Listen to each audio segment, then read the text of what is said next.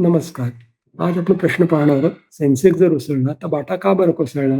आपण बघतोय की सेन्सेक्स रोजच्या रोज नवीन-नवीन हाईटला जातोय. सध्या तो लाईफ टाईम हाय असं म्हणतात अशा आलेला आहे. आणि बाटा एक असा स्टॉक होता, जो बराच काळ सेन्सेक्सच्या बरोबर नाही, पण सेन्सेक्सच्या मागे तर नक्कीच चालत होता. पण असे काय झाले, की एकाएकी सेन्सेक्सची दिशा वेगळी झाली आणि बाटाची दिशा वेगळी झाली. म्हणजे ज्याला 180 डिग्रीज टर्न म्हणतात तशा त्याचा प्रकार झाला. बाटा हा स्टॉक असा होता, जो slow and steady wins the race अशा त्याच्या एक गणनांमध्ये मांडण्यापैकी एक होता. बाटाचा स्टॉक हा सर्वसाधारणपणे स्लोली शांतपणे ग्रो करत होता. त्यांचे शेअर होल्डर्स आनंदी होते आणि ओव्हरऑल सगळे आनंदी आनंद होतात. पण आपण जर कन्झ्युमर म्हणून त्याचा विचार केला, आपले की प्रत्येकाने बाटाचं कुठचं ना कुठचं प्रॉडक्ट तरी कधी ना कधी वापरलं असेल. बाटाचे काही ठराविक ब्रँड्स होते, जे मध्यम वर्गात तरी खूपच प्रसिद्ध होते. जसे की Power, Sandak, North Star, Ambassador, Hush Puppies. मध्यम वर्गात हा ब्रँड खूप पॉप्युलर त्याची काही कारणंही होती. बाटा हा बेसिकली असं समजलं जातं की व्हॅल्यू फॉर मनी म्हणतात ज्याला त्याला. म्हणजे वाजवी किंमत आणि योग्य क्वालिटी. बाटाच्या प्रॉडक्टबद्दल फारशा तक्रारी देखील कुठे ऐकायला येत नव्हत्या. जनरली जर विचार केला, तर शाळेपासून कॉलेजपर्यंत, कॉलेजच्या नंतर नोकरी व्यवसाय करताना बाटाचं प्रॉडक्ट वापरलं नाही, असा माणूस सापडणं कठीण आहे. ऑफकोर्स एक होतं की लेडीज कॅटेगरीमध्ये बाटाचे प्रॉडक्ट्स खूपसे पॉप्युलरचे नव्हते. पण मेन्स कॅटेगरीमध्ये, बॉईजमध्ये स्कूल शूजपासून ते फॉर्मल शूजपर्यंत बाटाचे प्रॉडक्ट्स खूप चालत होते. फक्त आता गेल्या काही वर्षात आपण बघितलं की त्याची ग्रोथ कमी झाली होती. निश्चितच ही गोष्ट खरी आहे. ग्रोथ पाहिजे रेटने होत नव्हती. दुसरं एक असं दिसण्यात आलं की मध्यम वर्गाची विचार करण्याची पद्धती थोडी बदलली होती. पूर्वी मध्यम वर्ग टिकाऊ वस्तूला जास्त महत्त्व देत होता. आता टिकाऊपेक्षा थोडं शो ऑफला जास्ती महत्त्व राहिलेलं आहे. व्हरायटी जास्त महत्त्वाची मानली जाते आणि ह्या प्रोसेसमध्ये कुठेतरी बाटा थोडा मागे पडला. पण मागे पडण्याचा अर्थ तो वगैरे दिसेनासा झाला अशातला भाग नव्हता. बाटाबद्दल थोडक्यात असं म्हणता येईल आपल्याला, की जसं आपण म्हणतो, की लहानपणी आपण ससा आणि कासवाची गोष्ट ऐकलेली असते सगळ्यांनीच. तर ससा आणि कासव ह्यातला ससा जर सेन्सेक्स समजला, तर बाटा कासव होता. बाटा शांतपणे, हळुवारपणे पुढे-पुढे सतत जात होता आणि सेन्सेक्सच्याच दिशेने जात होता. पण एक गंमत अशी विचित्र झाली, की नेहमीच्या ससा आणि कासवाच्या गोष्टीमध्ये ससा डुलकी घेतो आणि मग कासव पुढे जातं. आपल्या गोष्टीत असं झालं, की डुलकी बाटाने घेतलेली दिसते. तरी ही जी डुलकी जी बाटाने घेतली, ती कशी घेतली त्यात आपण पाहूया. ह्याची सुरुवात झाली करोना काळामध्ये. करोना काळामध्ये बऱ्याचशा कंपन्या लॉकडाऊनमुळे बंद पडल्या. कमीत कमी काही लोकांचा परफॉर्मन्स तरी निगेटिव्ह झाला, वाईट झाला. बाटा ही अशी कंपनी आहे, की जी 100 वर्ष जुनी असली, तरी गेल्या 10-15 वर्षात त्यांना कुठेही लॉस दिसला नव्हता. पण करोना काळामध्ये 1 वर्षी त्यांना लॉस झाला. त्यांचं प्रोडक्शनही कमी झालं होतं, सेल्सही कमी झाले होते आणि हे बट नॅचरल होतं. पण पुढच्या वर्षी त्यांनी ते कव्हर केलं आणि पुढच्या वर्षी पुन्हा प्रॉफिटमध्ये आले आणि असं बऱ्याच कंपन्यांच्या बाबतीत झालं असल्यामुळे हा बाटाचा सेन्सेक्सच्या विरुद्ध जाण्याचं कारण असू शकत नाही. बाटाच्या सेन्सेक्सच्या विरुद्ध जाण्याचं कारण काय? जेव्हा मी बाटाच्या फायनान्शियल्सकडे बघितलं, तेव्हा काही काळं आमच्या लक्षात आली. आता आपण ती थोडक्यात बघणार आहोत. अर्थात आपण कोणते टेक्निकल जार्गनमध्ये जाणार नाहीत, की अकाउंटिंगची क्लिष्ट परिभाषा न वापरता, म्हणजे जसं इंटरेस्ट आणि लीज पेमेंट किंवा लोन आणि लीज ह्याच्यातले फरक विशेष लक्षात न घेता आपण बोलणार आहोत. बघूया आपल्याला काय उलगडा होतो तो. असं दिसतंय की FY 2020 मध्ये अकाउंटिंग स्टँडर्ड्स काही बदलले गेले आणि त्या प्रोसेसमध्ये असं झालं की बाटाचं लीज पेमेंट वाढलं आणि लीज ॲसेट्सही वाढले.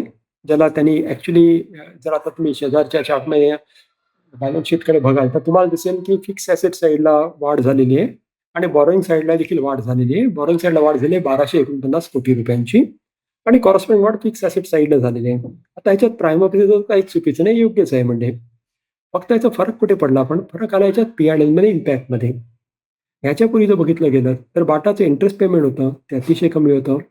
100च्या आत होतं, खूपच कमी होतं. डेप्रिसिएशनचं पेमेंट होतं, ते देखील खूप कमी होतं.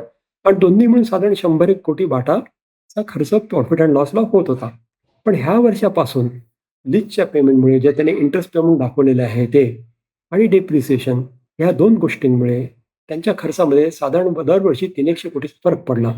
इंटरेस्टमध्ये 100 कोटी आणि डिप्रिसिएशन 200 कोटी, टोटल 300 कोटी आणि साधारण हाच फरक पुढचे काही वर्ष कायम राहिला, अगदी गेल्या वर्षीच्या 2025च्या बॅलन्स शीटपर्यंत. ह्याचा परिणाम असा झाला, की पहिली गोष्ट बाटाची ग्रोथ फार स्लो होत होती. विशेष ग्रोथ झाली नाही सेल्समध्ये, प्रॉफिटमध्ये ग्रोथ झाली नाहीये आणि ह्या दुसऱ्या ह्या ज्या ॲडिशनल ज्या गोष्टी झाल्या आहेत, इंटरेस्टचं पेमेंट जे वाढलं साधारण 100 कोटीने आणि डेप्रिसिएशनचं साधारण 200 कोटीने प्रत्येक वर्षी साधारण 300 कोटींनी प्रॉफिट त्यांचं खाली गेलं. ह्याचा अर्थ असा झाला, की बाटाचा पी रेशो जो साधारण आता 70च्या आसपास समजला होता आणि ज्याच्यावर तो खूप जास्त समजला होतो आणि मार्केट लोक जेव्हा शेअर विकत घेतात किंवा विकतात, तर पी रेशो एक महत्त्वाचा मानदंड मानला जातो. पी म्हणजे काय? तर प्राईस टू इक्विटी. आता असा प्रश्न पडतो, की बाटाची प्राईस जर 52 वीकला लो आहे, तरी देखील पी रेशो एवढा हाय का आहे? ह्याचं कारण असं आहे, की एक तर सेल्स ग्रोथ कमी झाली. सेल्स ग्रोथ कमी होण्याची कारणं काय?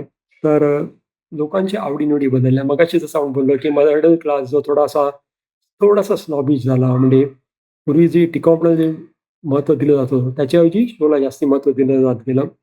त्याच्यानंतर लोकांचा कल जो होता, तो फॉर्मल फुटवेअरपासून इन्फॉर्मल फुटवेअरकडे जास्ती गेला. म्हणजे फॉर्मल शूजच्या ऐवजी लोक कॅज्युअल शूज जास्ती वापरायला लागले आणि काही आय-टीमध्ये किंवा इतर काही कंपन्यात कॉर्पोरेट कल्चरमध्ये देखील त्याला परमिसिबिलिटी मिळाली होती. तिसरा असा झाला, की गेल्या 4-5 वर्षामध्ये काही नवीन ब्रँड जास्ती अवेलेबल झाले. Puma, Nikeसारखे ब्रँड देखील इथे इझिली मिळायला लागले. ह्या सगळ्या गोष्टींनी बाटाच्या विक्रीवरती नक्कीच परिणाम झाला. पण हे सगळं असताना देखील बाटाची दुकानं तर वाढत होती. बाटाची साधारण 2,000-1,000 दुकानं आहेत. त्यातली काही कंपनी ओन्ड आहेत आणि काही फ्रँचायझी बेसिसवरती आहेत. पण तसं का म्हणे बाटाची रीच देखील खूप आहे आणि बाटाचं शेअर होल्डिंग बघितलं तर शेअर होल्डिंग साधारण तसं कॉमन आहे. साधारण 50% बाटाचे शेअर्स आहेत ते प्रमोटर्सकडे आहेत. ज्याला डेव्हलपमेंट इन्स्टिट्यूशन म्हणतात ते त्यांच्याकडे साधारण 30-35% आहेत आणि 13-14% रिटेलवाल्यांकडे आहेत. आणि हे शेअर पॅटर्न जवळ-जवळ तसा गेले कित्येक वर्ष कॉमन आहे. दुसरी एक बाटाची फिरून जाणारी गोष्ट म्हणजे अशी, की बाटाचे प्रमोटरने प्लेस केलेले शेअर ॲब्सोल्यूट झिरो आहेत. जो एक म्हणजे पॉझिटिव्ह साइन आहे, की प्रमोटरचा सीरियसनेस आहे कंपनीमध्ये. मग तरी देखील असं का झालं? त्याचं मेन कारण असं आहे, की बाटाची जी बॅलन्स शीट जी दिसते, त्याच्यामध्ये प्रॉफिट अँड लॉसला जे खर्च वाढले, जे आता आपण बाजूच्या चार्टमध्ये बघितलं तर आपल्याला नजर येईल, की इंटरेस्ट वाढला साधारण 100 कोटीने. मी साधारण बोलतोय, मग प्रत्यक्षात एक्झॅक्ट 100 नाहीये. काही वर्षात ते 125 असेल, काही वर्षात 95 असेल आणि डेप्रिसिएशन जे 200 कोटीपेक्षा जास्ती प्रत्यक्ष वाढतं. ह्या 300 कोटी प्रॉफिटचं प्रॉफिट हे बऱ्यापैकी खाली गेलेलं आहे. हे प्रॉफिट खाली गेल्यामुळे वरवर पाहता असं दिसतं, की बाटाचा पी रेशो खूप हाय आहे. त्याच्यामुळे बाटा हा ओव्हर प्राईस आहे. कदाचित हेच कारण असेल, की आजच्या दिवशी बरेचसे एनालिस्ट जे असतात स्टॉक मार्केटचे, त्यांनी असं जजमेंट दिलेलं आहे, की Bata is required to be sold. बरेचसे एनालिस्ट म्हणतात जेव्हा एनालिस्टला 3 तऱ्हेचे रिकमेंडेशन असतात. सेल, बाय और होल्ड. तर होल्डवाले रिकमेंडेशनवाले कमी आहेत. बायवाला तर एखादाच आहे आणि बाकी उरलेले सगळे एनालिस्ट म्हणतात बाटाला सेल म्हणतात. कारण त्याचं हे आहे. पण ह्याचं एक पॉझिटिव्ह एस्पेक्ट असं म्हणता येईल, की बाटाचं जे डेप्रिसिएशन आपण म्हणतो, ज्याला मराठीत घसारा म्हणतात, हा बेसिकली नॉन कॅश एक्सपेंडिचर आहे. म्हणजे बाटा हा प्रत्यक्ष खर्च करत नाही, तो त्यांच्या बॅलन्स शीटमध्ये असतो म्हणजे कंपनीकडेच राहतो. ह्याचा अर्थ बाटाला ही एक ॲडिशनल कॅश रिझर्व्ह अवेलेबल आहे. ह्याचा बाटा चांगल्या तऱ्हेने वापर करून घेऊ शकता.